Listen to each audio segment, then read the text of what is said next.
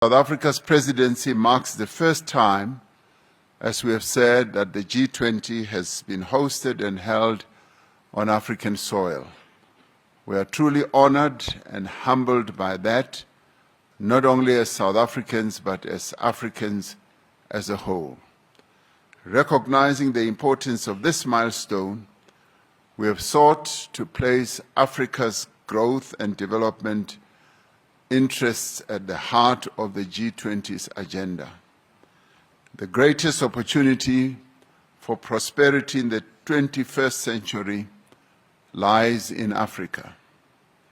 Harnessing that opportunity will require a rather strong partnership between Africa and the G20, and indeed between Africa and the rest of the world. Recognizing our interconnectedness as a global community of nations, we have called for an end to conflicts and wars around the globe and for a just and comprehensive and lasting peace. This summit has taken place at a crucial time as calls around the world grow louder for progress on the imperatives of our time, to end poverty in all its forms and ramifications, to reduce inequality within and amongst countries, and to take urgent action to combat climate change.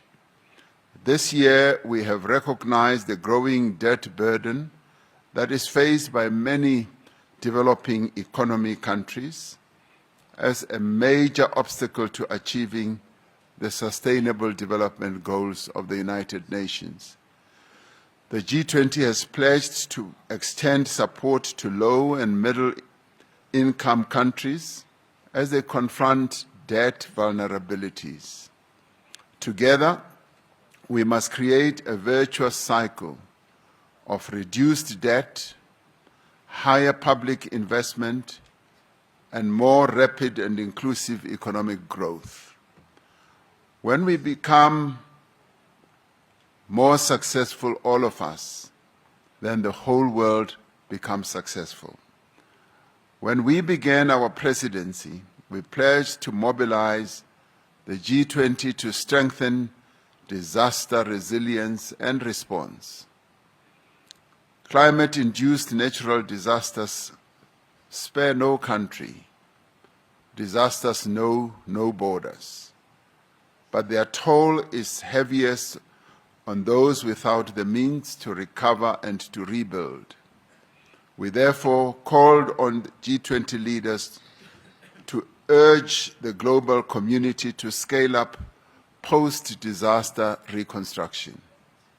In this regard, South Africa introduced the high-level voluntary principles for investing in disaster risk reduction and encouraged international collaboration to strengthen investment in preventing and responding to disasters.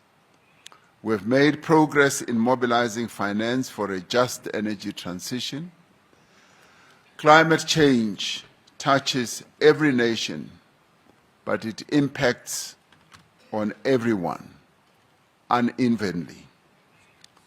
That is why we have together pledged to increase the quality and the quantity of climate finance to developing economies, to strengthen multilateral development banks, to support country platforms like the Just Energy Transition Partnership, and to unlock private capital. We reaffirmed our dedication to energy security, affordability and universal access, and the importance of supporting developing economies in their transition to low carbon emissions. We recognize the need for deep, rapid, and sustained reductions in greenhouse gas emissions and the need to substantially scale up investment and climate finance from all sources.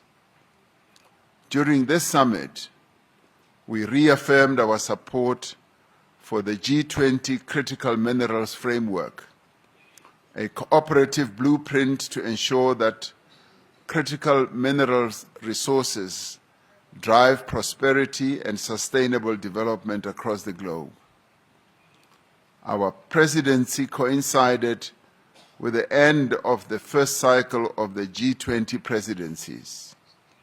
Following the mandate given to our presidency at the 2024 Rio de Janeiro summit, we undertook the G20 at 20 review, drawing on the diverse perspectives of participating members and guest countries as well.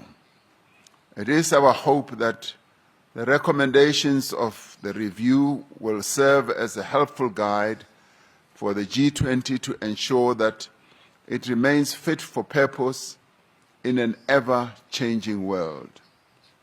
In fact, the indicative report already says that the G20's existence should continue as it serves a good purpose in giving guidance to the economic well-being of the world. At the heart of our presidency lies a conviction that the G20 must act boldly and act together to create an environment of inclusive growth, an environment of reduced inequality, an environment which will support sustainable development. South Africa has used this presidency to place the priorities of Africa and the Global South firmly at the heart of the G20 agenda. Building on the developmental agenda of previous presidencies in Indonesia, in India, and Brazil, we have prioritized the issues that matter most to developing economies. And in executing our task as a G20 president, we learned a lot from what Indonesia did, what India did, and what Brazil did. So in many ways, what we see having unfolded here was based on the foundations that those three countries of the Global South put in place. The G20 South Africa Summit Leaders' Declaration is more than words. It is a commitment to concrete actions that will improve the lives of people in every part of the world. Our agreement on a declaration during this summit demonstrates the value of the G20 as a forum that can facilitate joint action on issues of shared concern. Shared concern not only for the leaders, but shared concern for the peoples of the world. More than that, it reaffirms our renewed commitment to multilateral cooperation and our recognition that our shared goals outweigh our differences. Together, we must accelerate progress towards the 2030 Sustainable Development Goals of the United Nations and the Pact for the Future. We have laid the foundation of solidarity. Now we must build the walls of justice and the roof of prosperity.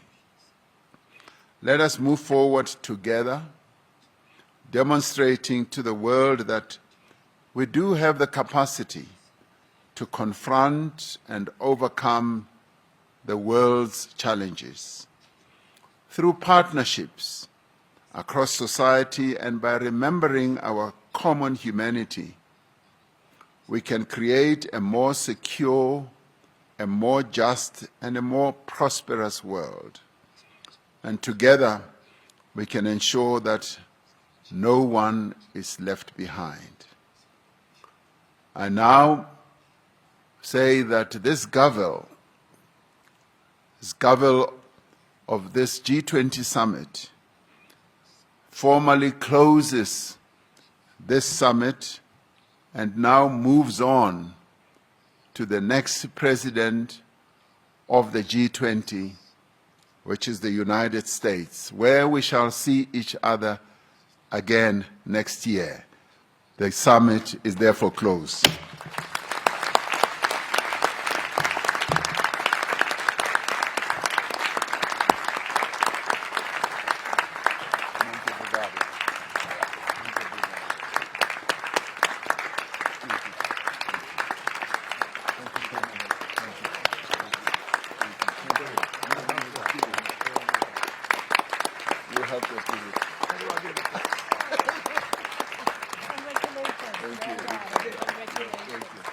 Where is the United States? They are not here. It was a great meeting. First, yeah. Not bad.